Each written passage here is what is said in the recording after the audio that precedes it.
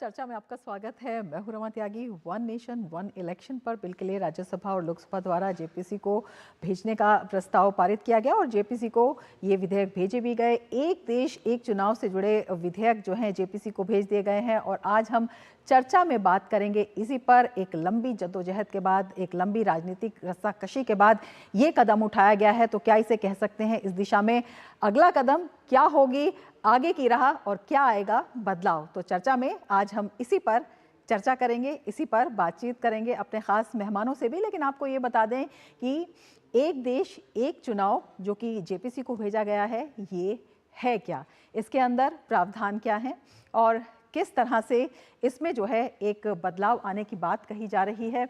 क्या कुछ इससे जो आम जन है, देश है, उसको भी फायदा होगा और किन मायनों में ये अहम है।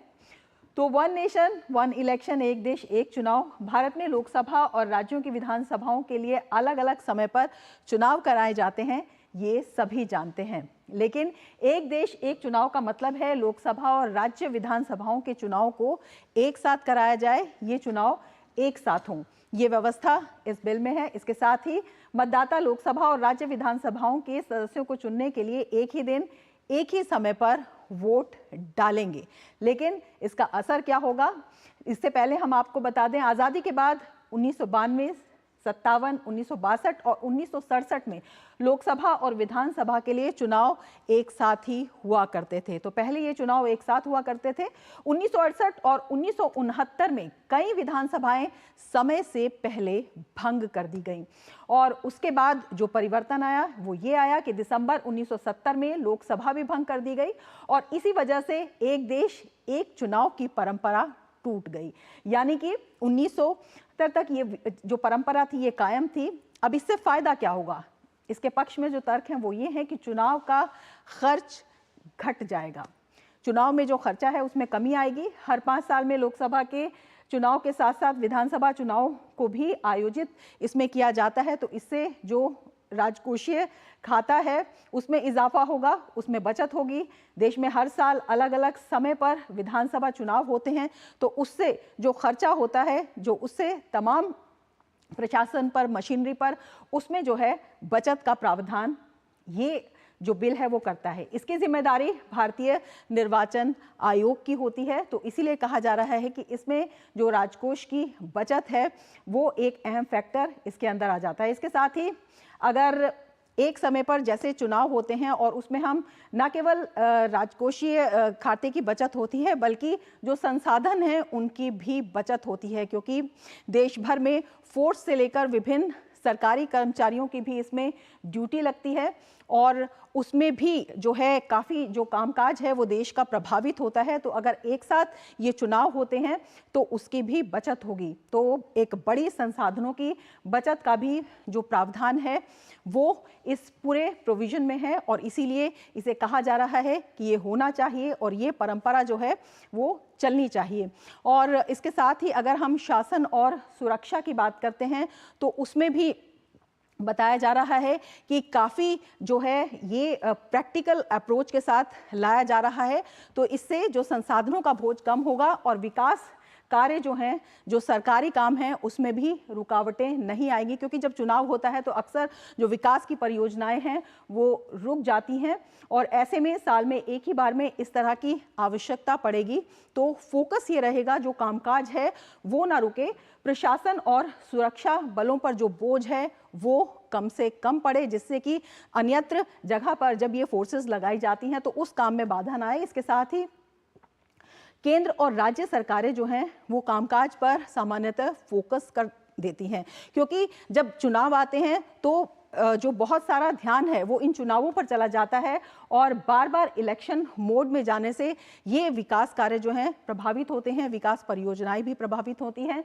तो उसको दूर करने के लिए ये एक अच्छा प्रोविजन है। साथ ही विकास के कामों पर जो है वो ध्यान इसमें ज़्यादा जाएगा, राज्य का भी और केंद्र का भी। साथ ही चुनाव के समय में जो राज्यों में आचार संहिता लागू हो जाती है और उसके वजह से ये जो परिणाम होता है, जो हम विकास कार्यों की बात कर रहे हैं वो इसमें लगातार चलेंगे और वो अनवरत चलेंगे। विकास की यात्रा, उसमें कोई बाधा नहीं आएगी और जो परियोजनाएं हैं वो भी निर्विरोध रूप से चलती रहेंगी विकास की परियोजनाएं। तो ये अपने आप में एक बहुत अच्छी अवधारणा के साथ जो इसके पक्ष हैं उसमें ये लाया जा रहा है। और एक देश एक चुनाव जब होता है तो उसमें इस तरह से नहीं होता है, एक ही बार पूरी फोर्स लगती है।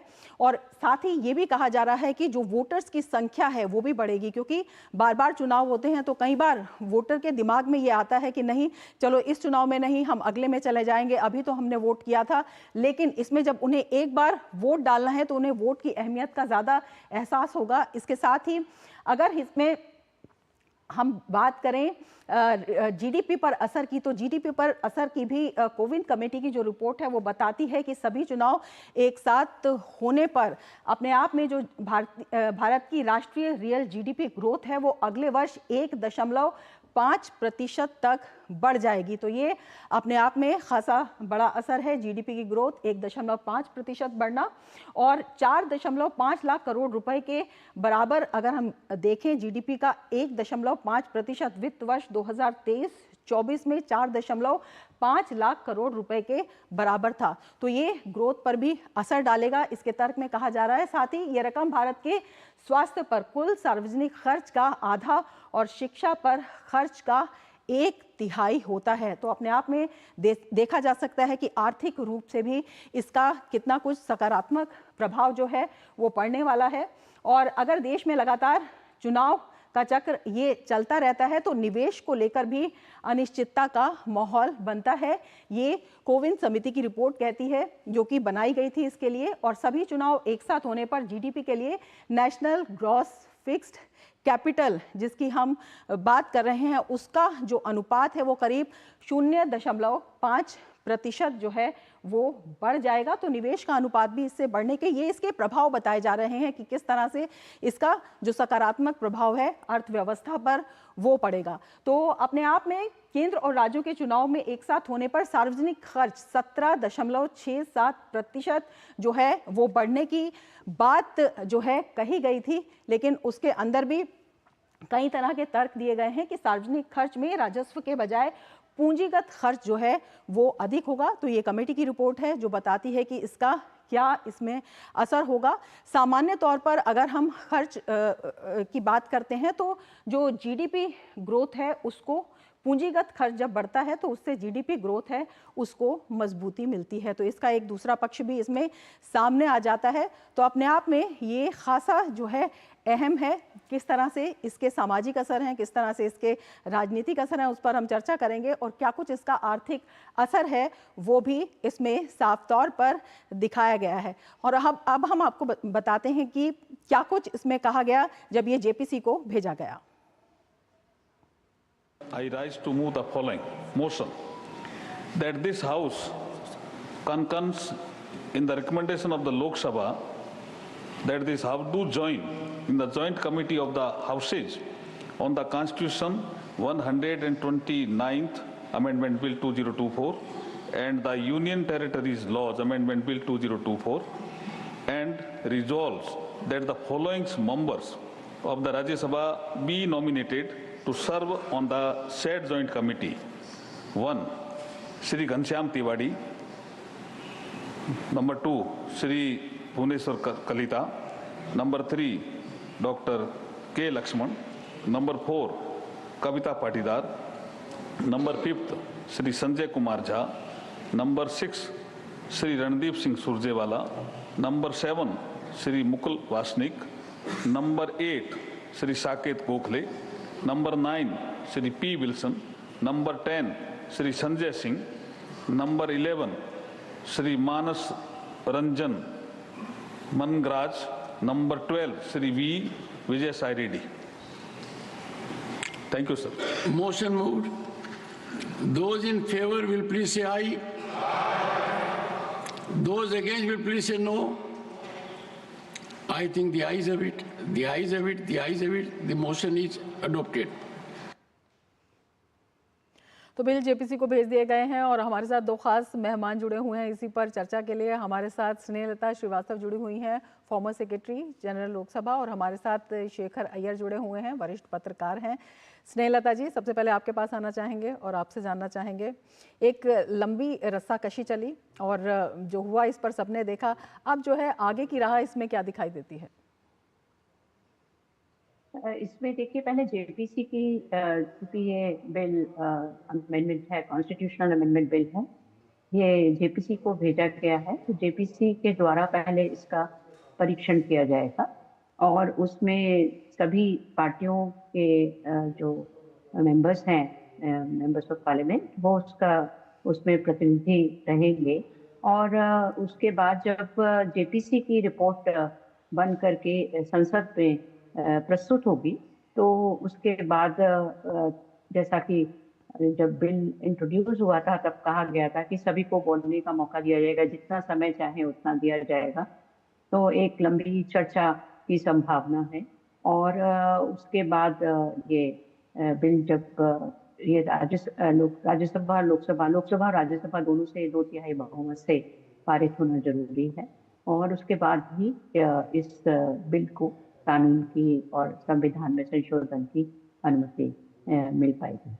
बिल्कुल, शेखर अय्यर जी, आपके पास आना चाहेंगे और आपसे जानना चाहेंगे, अगर हम इस बिल को देखते हैं और जो इसके प्रोविजंस हैं उनको देखते हैं, तो अपने आप में ये दिखाई देता है कि सामाजिक रूप से, राजनीतिक रूप से और आर्थिक रूप से एक सकारात्मक असर की बात कही गई है। लेकिन विपक्ष जो लगातार इसका विरोध कर रहा है, उसके पीछे आप क्या देखते हैं, जबकि एक लंबे समय तक पहले भी कांग्रेस के शासन में ये व्यवस्था यहाँ पर लागू रही? बिल्कुल, देखिए 1967-68 तक तो ये जारी था, ऐसे ही चलता था। उसके बाद जो राजनीति में कई उटल पटल के बाद ये फॉलो नहीं हो पाया। आज भी देखिए, कम से कम 4 राज्यों में लोकसभा चुनाव और विधानसभा चुनाव इकट्ठा होता है। आंध्र प्रदेश, उड़ीसा में, सिक्किम में, और पहले भी आपके ये तेलंगाना भी पहले ही था। उसके बाद वो थोड़ा एडवांस कर लिए थे केसीआर। और ये कहना, देखिए मैं तो मानता हूँ कि विपक्ष ने इस पूरे ये जो प्रपोजल है इसको उन्होंने अध्ययन नहीं किया है। उनको लग रहा है क्योंकि बीजेपी सरकार इसको ला रही है, हो सकता है इसमें कुछ ऐसा हो जिससे बीजेपी को फायदा मिल रहा है, इसीलिए तो वो ला रहे हैं। ऐसी सोच में एक प्रकार से उनको एक डर पैदा हुआ है कि क्या ये हमारे लिए डिसएडवांटेज है। मुझे लगता है जब जेपीसी में ये पूरे डिस्कशन, देखिए सरकार ने भी क्लियर कर दिया, कोई जल्दबाजी नहीं है, कुछ नहीं है, आप डिस्कस कीजिए, हो सकता है और संशोधन की ज़रूरत हो और चीज़ें। क्योंकि दो बातें जो हम समझ पा रहे हैं, एक है कि 5 साल का कार्यकाल होगा लोकसभा का और विधानसभा का, और इस पीरियड में मान लीजिए सरकार गिर जाती है, दूसरा सरकार नहीं बन पाती या दोबारा चुनाव करने की एक मोहब्बत आती है, तो उस जो चुनाव में जो होगा वो रिमाइंडर पीरियड के लिए होगा, ये बात कही गई है। तो अगर एक लीडर को कॉन्फिडेंस जाता है तो वो किस तरह होगा। अब सवाल आता है ये कब से लागू होगा, कैसे लागू होगा। और हम जानते हैं इससे बहुत कुछ काम भी बाकी है। देखिए सेंसस होना है, सेंसस के बाद डीलिमिटेशन होगी, फिर आपके 33% की जो महिला आरक्षण है उसको भी लागू करना है। तो कई चीज़ें इस पे है, अभी कोई टाइम शेड्यूल नहीं है कि पहले सोचती कि कम से कम जो अगले लोकसभा चुनाव है क्या उसमें लागू हो सकता है। देखिए बहुत चीज़ें आगे है, लेकिन एक प्रिंसिपल के तौर पे सरकार चाहती है इस पर बहस, इस पे आइडियाज़ हो, नेशनल डिबेट हो, ताकि ये देखिए मूल कारण क्या है कि हमारा देश पिछले कई सालों से हम क्या देख रहे हैं कि हर समय चुनाव की बात होती है, राजनीति भी चुनाव से जुड़ा हुआ है। जब चुनाव का यही है कि डेमोक्रेसी में चुनाव का एक ही उसका ये है कि भाई आप सरकार चुने और सरकार पूरा 5 साल अपने सुशासन देने की पूरे उस पर फोकस करे। ये नहीं कि भाई हर 2 साल के बाद ये चुनाव आ रहा है, कभी उपचुनाव आ रहा है। तो जब चुनाव के ही माइंड होती है तो सरकार को ज़्यादा ध्यान नहीं दे पाते, यही इसका मेन कारण बताया गया। इसके अलावा खर्चा की बात जो बताया जा रहा है, देखिए प्रशासन की तरफ से, चुनाव आयोग की तरफ से और जो होम मिनिस्ट्री की तरफ से जो लॉजिस्टिक्स की जो है वो भी है, और साथ में पार्टियों की खर्चा देखिए जब पार्टीज अलग अलग खर्चा करने की करती है तब धन जुटने में लग जाती है, जिसके वजह से हम देखते हैं कि भ्रष्टाचार का भी एक कारण कहा जा रहा है कि भाई चुनाव में बहुत खर्चा होता है। तो खर्चा कम करने की बात ना केवल सरकार की तरफ से, लेकिन पार्टीज भी अपना खर्चा कम करे तो हो सकता है एक प्रकार से ये चुनाव में सुधार भी आ जाएगा। क्योंकि अगर एक ही चुनाव हो रहा है तो इतना खर्चा नहीं है, अगर इतना खर्चा नहीं है तो ये जो फंड कलेक्शन की क्या जरूरत है फिर।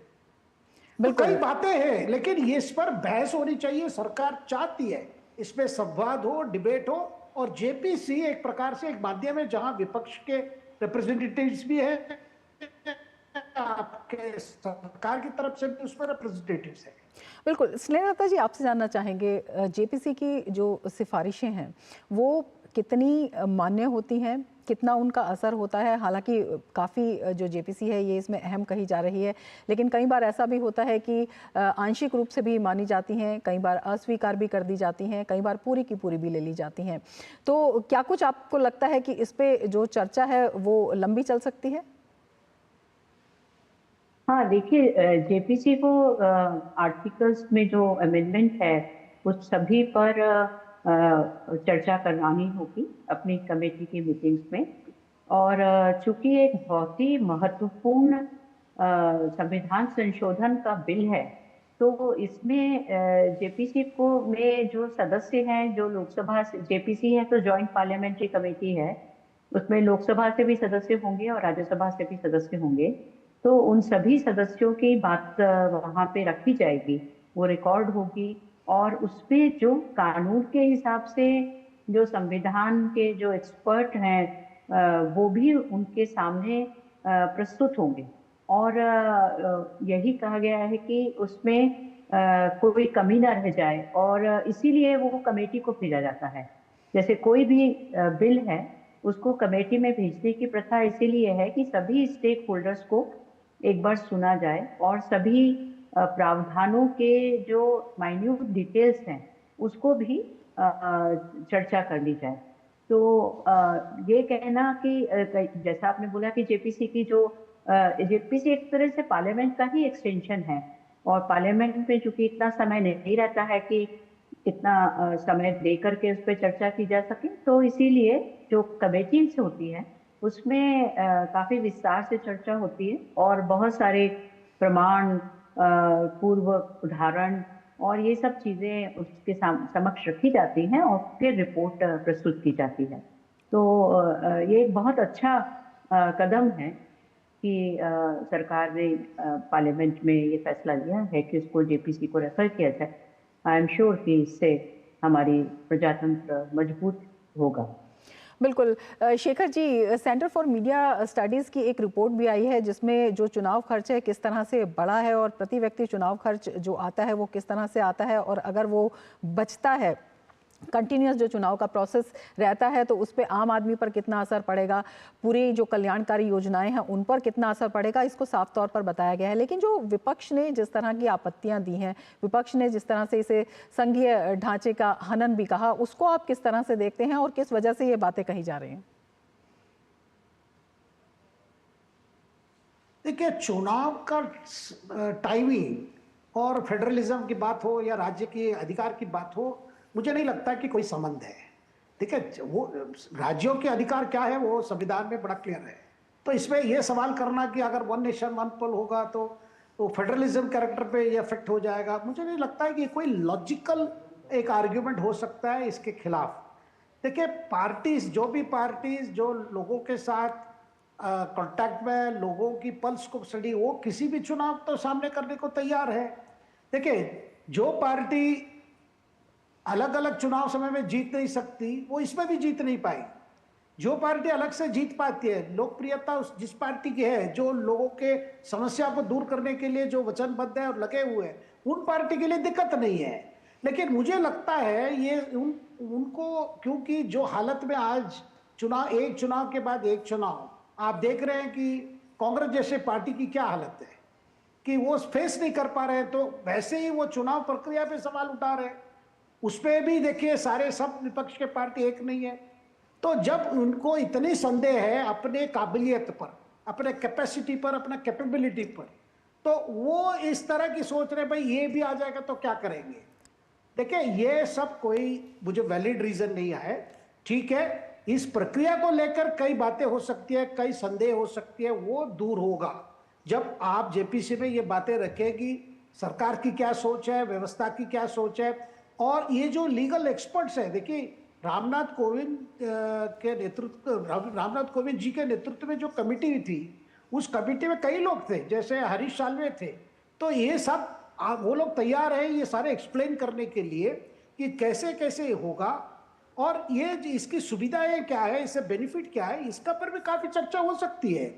लेकिन मुझे लगता है विपक्ष को भी इस पे ओपन माइंडेड में आना चाहिए, जैसे सरकार भी पूरी तैयार है ओपन माइंडेड करने के लिए, ओपन माइंडेड इसको अप्रोच करने के लिए। बिल्कुल, आपसे ये भी समझना चाहेंगे कि जिस तरह से राज्यों की बात की गई है या जिनकी जो राज्य विधानसभा है उनका भंग करने का समय अगर नहीं आया है, उसको लेकर भी चिंताएं हैं। और ये भी कहा जा रहा है कि जो क्षेत्रीय मुद्दे होते हैं वो अलग होते हैं, जो नेशनल मुद्दे होते हैं वो अलग होते हैं। कई बार क्षेत्रीय जो दल हैं उनके मुद्दे जो हैं वो कॉम्पीट नहीं कर पाएंगे अगर ये चुनाव एक साथ होंगे तो।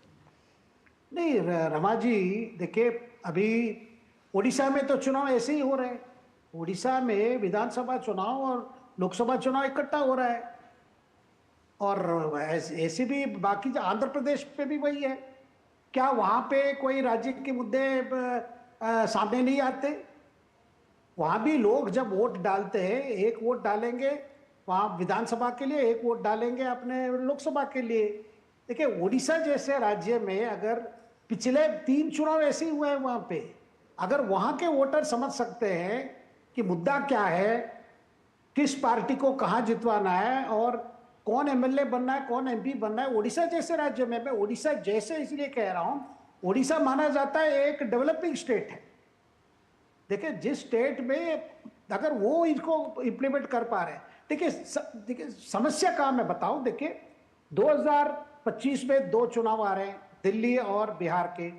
2026 में यानी 2026 में आपको असम, तमिलनाडु, बंगाल, पश्चिम बंगाल, केरल, तमिलनाडु ये आ रहे हैं। अब इनको लगता है कि भाई हमें 29 में मान लीजिए एक वन नेशन वन पोल होता है, तो वो कहेंगे भाई हमारी तो 3 साल कार्यकाल पूरा हुआ है, तो 2 साल का क्या हुआ, वो कैसे एक्सटेंड हो सकता है। बातें आएंगी कब इंप्लीमेंट करने का, कब से कट ऑफ रखेंगे, कब से आपके होगा भाई इस साल से शुरू होगा, या देखिए तभी शुरू हो सकता है जब लोकसभा चुनाव या 2029 में या 2034 में, इस तरह की बातें हो सकती है। भाई टाइमिंग कब करें, इससे पहले जो चीजें होनी है जिसकी मैंने जिक्र किया था, डिलिमिटेशन, विमेंस कोटा, ये सारी चीजें भी है। तो एक लंबी प्रक्रिया है इसमें, और ये कॉन्स्टिट्यूशन अमेंडमेंट है, तो आपको 2/3 बहुमत चाहिए इसको प्रेजेंट एंड वोटिंग हाउस के में भी, दोनों हाउस में। इसके अलावा आपके राज्यों में भी, ये राज्य में भी पालित होना है। इसका मतलब एक लंबा बहस और लंबा संवाद अवश्य होगा इस पे, और सरकार बार बार कह चुके हैं भाई इसमें कोई स्नेहलता जी, आपसे भी इस पर टिप्पणी लेना चाहेंगे, क्योंकि ये जो संशोधन है इसे राज्यों और केंद्र शासित प्रदेशों की जो सरकारें हैं और प्रमुख राजनीतिक दल हैं उनसे भी अनुमोदित इसको कराना पड़ेगा। तो ये अपने आप में किस तरह का आपको लगता है कि ये जो लंबा समय आएगा ये भी एक चुनौती की तरह देखा जाना चाहिए? नहीं, वैसे तो मैं समझती हूँ कि यदि वो जेपीसी में थ्रेडपेयर डिस्कशन करके रिपोर्ट आती है और उसमें जो सभी पॉलिटिकल पार्टीज के कंसर्न्स को अगर एड्रेस किया जाता है, of course in favour of the one nation one election, तो उसके बाद राज्यों से उसको पारित कराने में ऑफ कोर्स वो समय जरूर लगेगा कि हर राज्य में उसके लिए वोटिंग होगी, विधानसभा का सत्र बुलाया जाएगा और उसके बाद वोटिंग होकर के फिर पास होकर के तब ये रियलिटी होगा। तो वो उतना समय तो लगेगा, परंतु ये सभी संविधान संशोधन जो होते हैं उसमें समय, उस प्रक्रिया का सभी सब जानते हैं और ऐसी कोई समस्या नहीं होगी। ऑफ कोर्स टाइम कंज्यूमिंग है, आई एग्री विद दैट। बिल्कुल समय इसमें लग सकता है, लेकिन जो इसकी भावना है वो अपने आप में जनहित को दिखाती हुई लगती है, और आगे क्या कुछ निकल कर आता है इस पर सबकी नज़र जो है वो बनी रहेगी। बहुत शुक्रिया शेखर जी, बहुत शुक्रिया स्नेहलता जी हमारे साथ जुड़ने के लिए और इस महत्वपूर्ण चर्चा में अपने विचार साझा करने के लिए। इसके साथ ही चर्चा में फिलहाल इतना ही, दीजिए इजाज़त, नमस्कार।